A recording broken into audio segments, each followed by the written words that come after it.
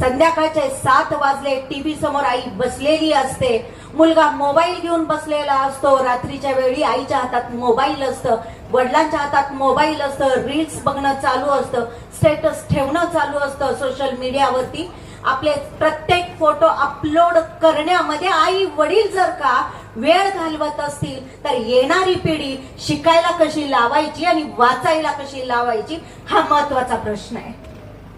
जे काळजातून उमटतं ते ओठावरती येतं आणि ओठावरती येण्यासाठी काळजावरती मूल्य शिक्षणाच्या रेषा ओढता आल्या पाहिजेत. आज वाचन क्षमता कमी झाली, रील वरती नुसतेच आपले बोट फिरायला लागली. 1 मिनिटाचा रील सुद्धा बघायला आपल्याला कंटाळवाणा वाटतो, म्हणून रील करणारी माणसं सुद्धा फक्त 30 सेकंदाचं रील बनवतात, कारण आपल्यातली सहनशक्ती संपून गेली आहे. मग मला वाचताच येत नाही, फक्त डिग्री गळ्यात अडकवलो, फक्त शाळा शिकली, नोकरी करतोय म्हणजे आपण वाचन संस्कृती जपतोय असं एका शिक्षकांनी, असं एका उच्च शिक्षण घेतलेल्या लोकांनी किंवा पालकांनी म्हणणं म्हणजे मूर्खपणाचं लक्षण आहे असं मला मनापासून वाटतं. मला माझ्या मुलाला शाळा शिकायला लावायचंय तर घरी आल्यानंतर मी स्वतः सुद्धा एखादं पुस्तक घेऊन वाचताना माझ्या लेकराच्या नजरेला पडलं पाहिजे.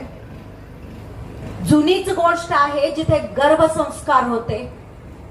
गर्भावरती संस्कार करण्यासाठी आपल्याला वेगवेगळ्या विधी सांगितल्या जात होत्या.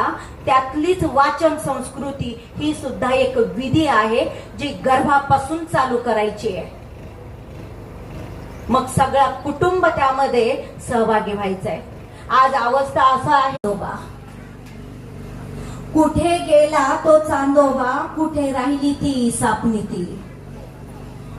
कुठे गेला तो चांदोबा, कुठे गेली ती इसापनीती, कुठे ती चाणक्य नीती, कुठे ती चाणक्य नीती, कुठे हरवला तो बिरबल बादशाह, कुठे हरवला तो बिरबल बादशाह. तो दासबोध, ते कबीराचे दोहे आणि मीराबाईची आळवणी. तो दासबोध, ते कबीराचे दोहे आणि मीराबाईची आळवणी. कुठे आहे रामायण गाथा, कुठे आहे रामायण गाथा, कुठे आहे महाभारत, कुठे